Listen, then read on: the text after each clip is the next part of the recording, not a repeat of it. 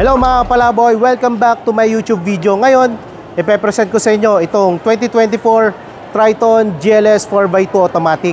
Ano-ano ba yung features ng unit na to na wala sa ibang variant ng Triton? Tara, samahan nyo ako. At bago ang lahat, mag-subscribe muna kayo sa aking YouTube channel at i-share na rin po ito. Guys, sa papansin nyo, equipped na rin po yung unit natin ng LED DRL po.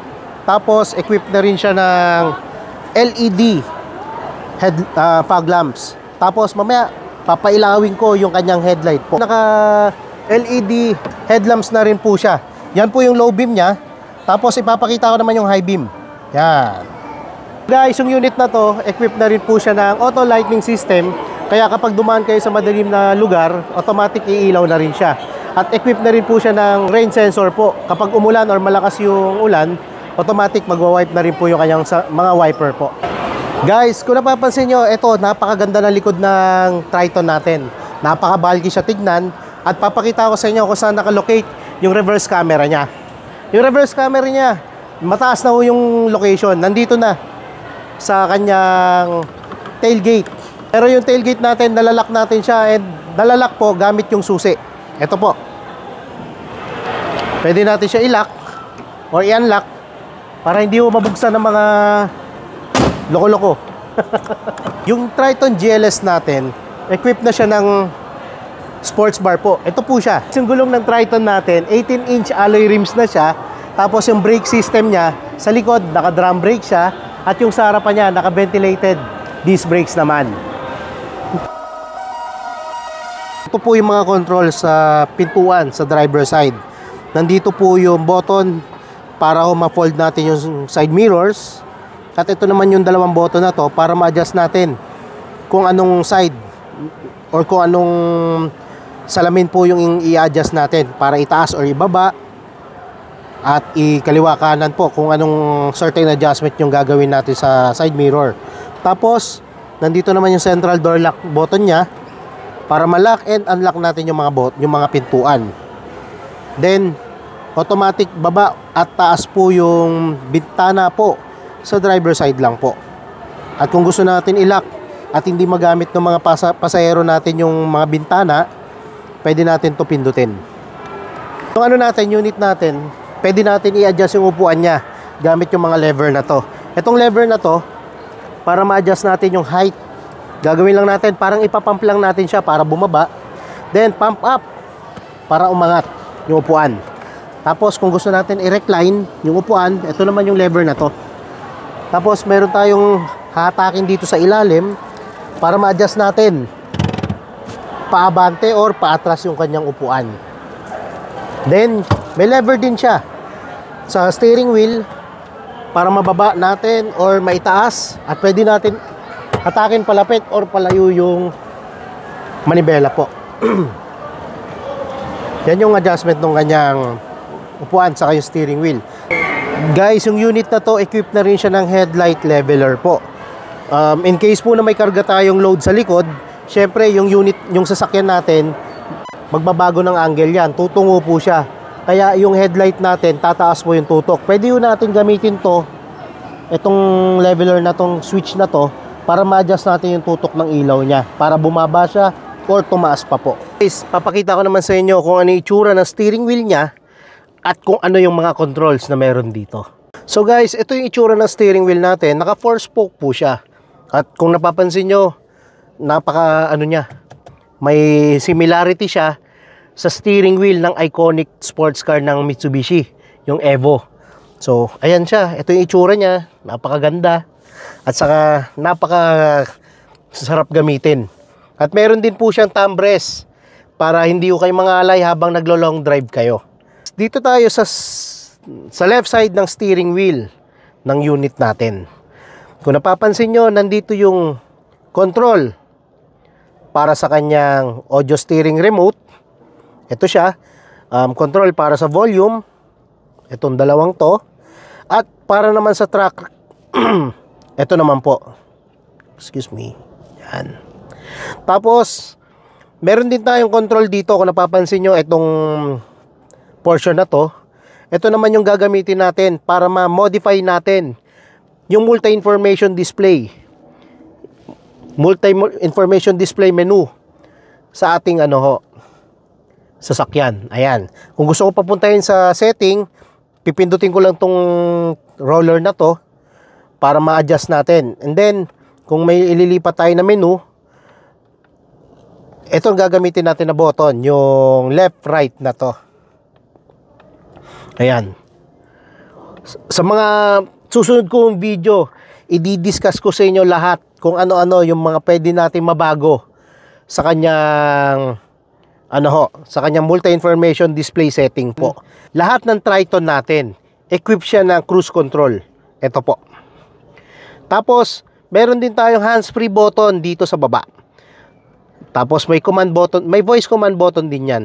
Magagamit natin to kapag nakakonect tayo sa SmartLink Display Audio via Android Auto or Apple CarPlay. Yung Triton natin, equipped siya ng 3 airbag. Meron tayong airbag dito sa driver side. Tapos meron tayong airbag sa passenger side, sa front. At meron din tayong airbag sa baba dito, sa baba ng steering wheel.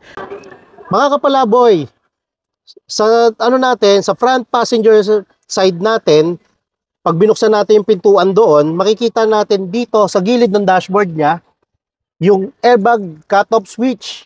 Ang benefit ng airbag cut-off switch natin para po ma-prevent niya yung pag-deploy ng airbag sa passenger side in case ng untoward incident po. Dito naman tayo sa touchscreen monitor ng Triton GLS 4x2 automatic.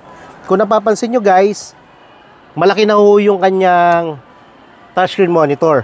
Then, bubuksan lang po natin siya or ipa-power on. Yan, ito na yung itsura niya. Napakaganda ng graphic user interface. Function ng ating touchscreen monitor, pwede tayo mag-play dito via radio, Bluetooth audio, and then pwede rin tayo mag-connect ng USB para magamit natin yung USB audio and yung video po. At tapos, kung gusto naman natin gamitin yung SmartLink Display Audio niya, pwede tayong gumamit ng data cable or true wireless para mapagana natin yung SmartLink Display Audio. So guys, ito yung isa pa sa kinaganda ng feature na itong head unit natin. Meron siyang camera 360 around view para magamit natin to. Pipindutin lang natin yung camera button na to. Yan. Kung napapansin nyo, napakaganda ng resolution ng camera niya. Napakalinaw. Tapos, ito naman yung view ng buong unit natin. Ito yung sa harapan na view. Tapos, ito naman yung view sa magkabilang gilid. At ito naman yung view sa likod ng unit natin. Then, pwede natin baguhin yung yung view niyan. Ayan yung view sa kanan, sa right side ng pintuan. At ito naman yung sa harapan niya. Palitan natin. Ito naman yung view sa harapan, napakalaki.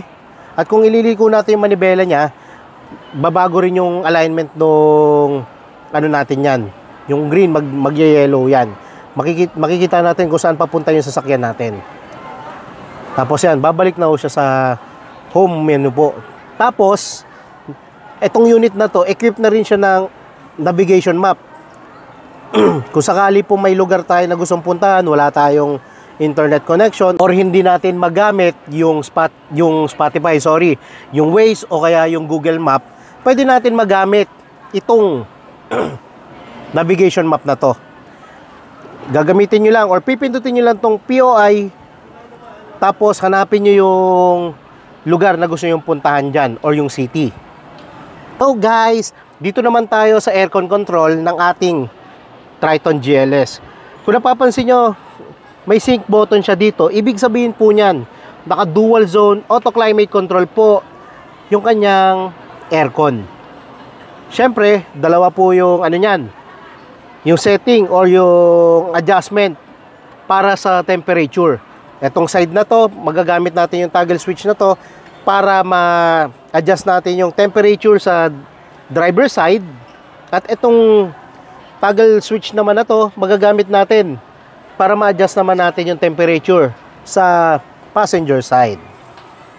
Kung sakaling sobrang init po ng temperature ng cabin natin at gusto natin palamigin kaagad, pwede natin pindutin yung button na itong Max Cool para palamigin niya kaagad yung cabin. Yung mangyayari po kasi niyan, kapag pinindot natin ito, yung temperature po, isa-set niya sa pinakamalamig at yung fan speed ng aircon natin, isa-set niya sa pinakamalakas. Kaya mabilis pong lalamig yung cabin ng sasakyan natin. Yan. Ito pa yung nadagdag sa ating Triton GLS 4x2 automatic variant. So kung napapansin nyo, mayroon tayo ditong wireless charging charging pad po. Diyan lang po natin ilalagay yung yung phone natin para mag-wireless charging siya. Tapos guys, dito rin sa center console natin, nakalocate yung push button engine start niya. Kaya nasa gitna siya para madali natin ma-start yung makina. Tapakan lang natin yung brake pedal and pindutin lang natin na isang beses yung push button. Mag-i-start na po yung makina. Ayan. Napanood nyo na yung video natin regarding sa 2024 Triton GLS 4x2 automatic. Sana mga kapalaboy, kung meron nyo kayong mga questions or inquiries regarding sa unit na to, tawag lang po kayo sa number na naka-indicate dito sa screen. At syempre, huwag nyo pong kalimutan mag-like, share, and subscribe sa aking YouTube channel. Sana kayo naman po yung maging next Mitsubishi client namin. Bye!